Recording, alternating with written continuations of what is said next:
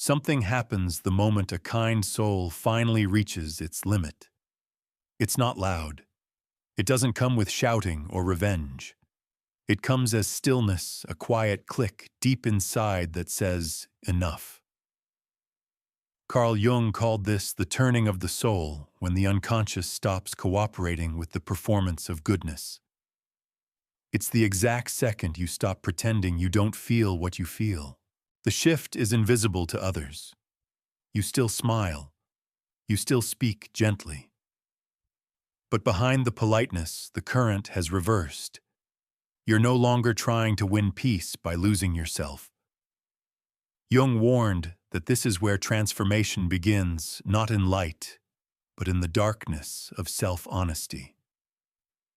When the mask of harmony slips, the truth you've buried for years begins to breathe. Imagine that instant. You're looking at the same people, hearing the same words, but something inside refuses to absorb the blame this time. You recognize the pattern, how every apology you've ever given was a ticket back into someone else's control. You've lived your life as the fixer, the forgiver, the empath, who thought love meant endurance. But endurance has become erasure, and the soul, Jung said, will not tolerate erasure forever. Jung believed the psyche is built like an ecosystem, every quality balanced by its opposite. When compassion dominates without boundaries, the system destabilizes. The repressed instinct to protect yourself doesn't disappear. It mutates. It returns as exhaustion, resentment, or the quiet wish to disappear. He called this psychic recoil enantiodromia, the inevitable reversal when something has gone too far in one direction. That reversal feels like rage, but it isn't. It's the return of balance. The moment the self demands equality inside its own house. You stop apologizing for your perceptions. You stop forgiving automatically. The peace you once kept at any cost begins to feel like poison. Jung wrote that the shadow once acknowledged ceases to be a demon. What you're feeling isn't sin. It's your own exiled strength coming home. Modern psychology calls it nervous system recalibration. Jung called it awakening. Either way, the message is the same. A life built entirely on understanding others will eventually collapse from misunderstanding yourself. The collapse is not failure. It's freedom disguised as loss. Before the rebuilding begins, Jung would ask one simple question. What part of yourself have you been forgiving away? It begins quietly. The mind starts noticing contradictions it used to overlook. The way someone's concern always hides an agenda. The tone that shifts when you stop accommodating. These are not new patterns, only newly visible ones. Jung wrote that when consciousness expands, it doesn't create new facts, it reveals the old ones you refused to see. At first you think the world has changed. People seem colder, sharper, more manipulative. But it isn't them, it's your vision clearing. The fog that once protected you has burned away. You're no longer hypnotized by good intentions or polished words. This is the moment Jung called the collision with the shadow. Everything you've disowned comes to meet you in others. The anger you suppressed shows up as someone else's cruelty. The guilt you carried becomes another's accusation. When that happens, most people panic. They double down on politeness, trying to restore the illusion of peace. Jung warned that this instinct to run back to the mask is the psyche's most dangerous temptation. The mask keeps you safe, but it also keeps you small. The longer you wear it, the more your truth atrophies beneath it. Eventually, the tension becomes unbearable, and something breaks not in you, but through you. He described this rupture as necessary disobedience. The ego that has served the persona begins to revolt. You feel anger that doesn't fit your image of a good person. You want to withdraw, to stop giving, to stop explaining. This is not regression, it's emergence. It's your psyche reclaiming the energy you spent trying to be acceptable. Jung compared it to alchemy, the fire that burns away impurity so the true metal can appear. Then comes the most dangerous part, clarity.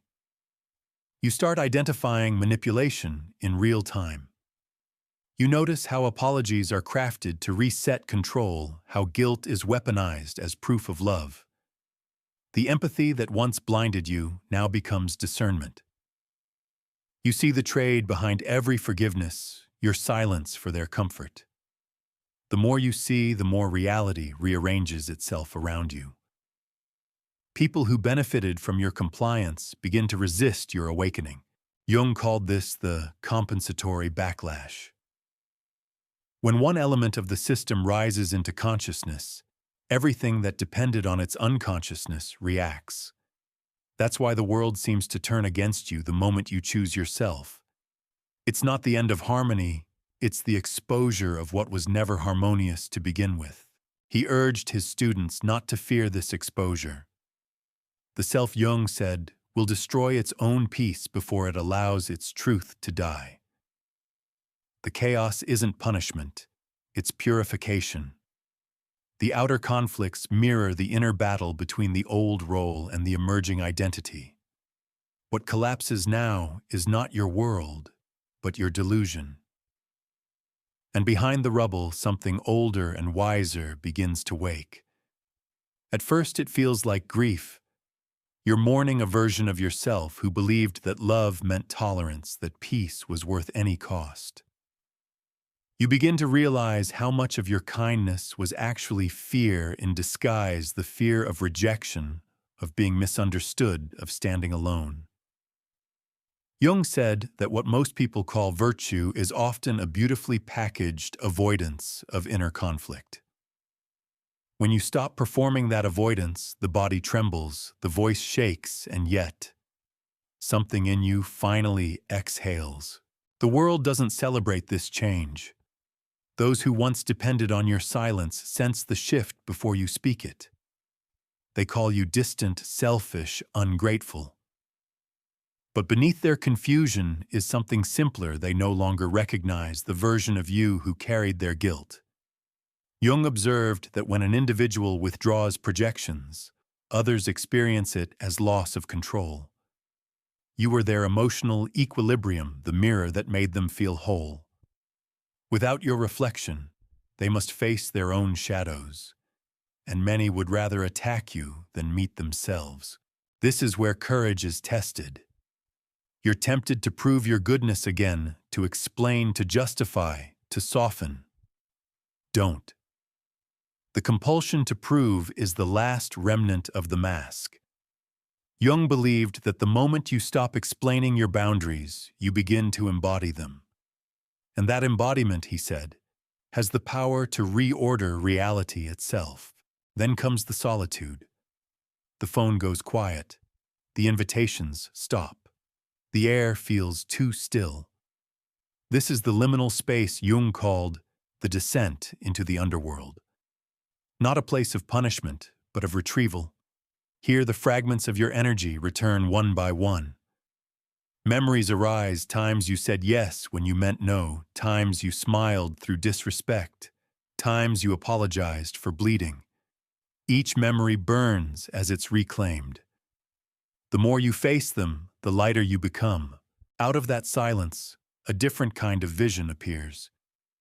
You start to see connections between all your old stories, the jobs, the lovers, the friendships that ended the same way.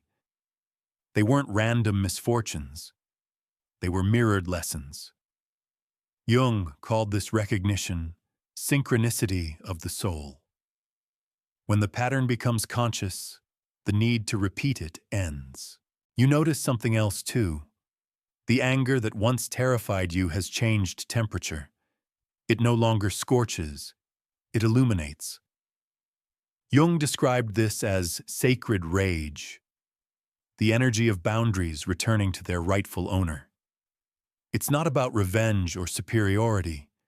It's the clean, fierce energy that says, "This is where I end and you begin." When that sentence becomes natural, your nervous system finally rests. Now reality feels lighter. Conversations grow honest. You no longer need to monitor every word. There is no need to perform empathy. You simply are empathetic with discernment intact. The forgiveness that once drained you becomes rare, deliberate, and real. You forgive after truth, not before it. Jung would say that this is how the soul matures when compassion and clarity finally share the same breath. There's a calm that follows, but it's not the old peace, the fragile quiet you once bought by betraying yourself. This stillness has weight. It doesn't require control or apology. It just exists. Jung said that after the confrontation with the shadow, the psyche rebalances itself like a forest after fire. New growth begins where everything false has burned away. You start to notice your body again, as if you've returned home after years of exile. The fatigue you mistook for compassion starts to lift. Your breath feels fuller. You wake without dread. Modern psychology calls it nervous system regulation. Jung would have called it integration. The parts of you that fought each other for dominance now sit at the same table. You can feel deeply without drowning. You can give without disappearing. With this integration comes an unexpected power neutrality. Not indifference, but presence. You can watch others' storms without getting swept into them. People sense it immediately the same way animals sense steadiness. The manipulator loses interest. The anxious cling less tightly.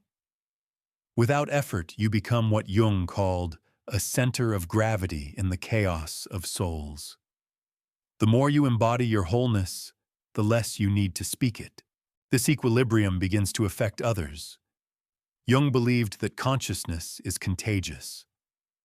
The moment one person stops participating in unconscious dynamics, the entire field starts to shift.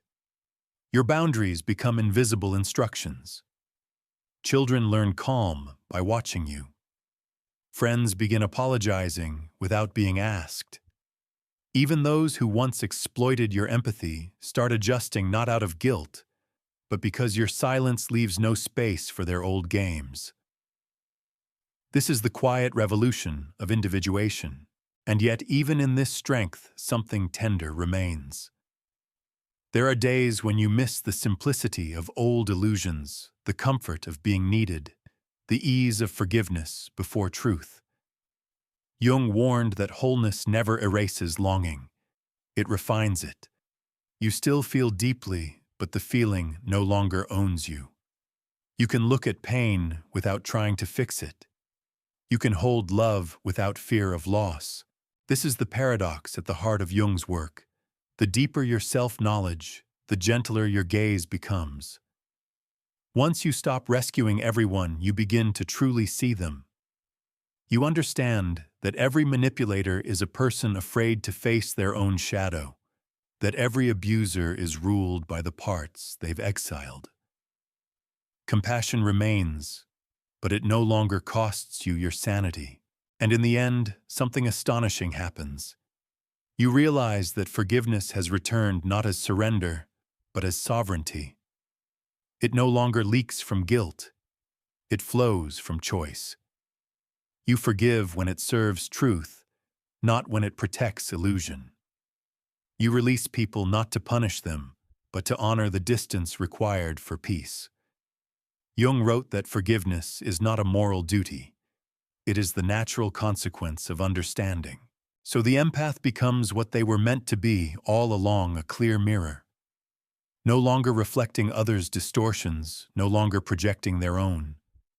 Just reflecting reality as it is, dark and light-wound, and wisdom all of it sacred. That's the final revelation. You never needed to be endlessly forgiving to be good. You only needed to be whole. And once you are, everything false falls away by itself. Because in Jung's language, light doesn't fight the dark. It understands it.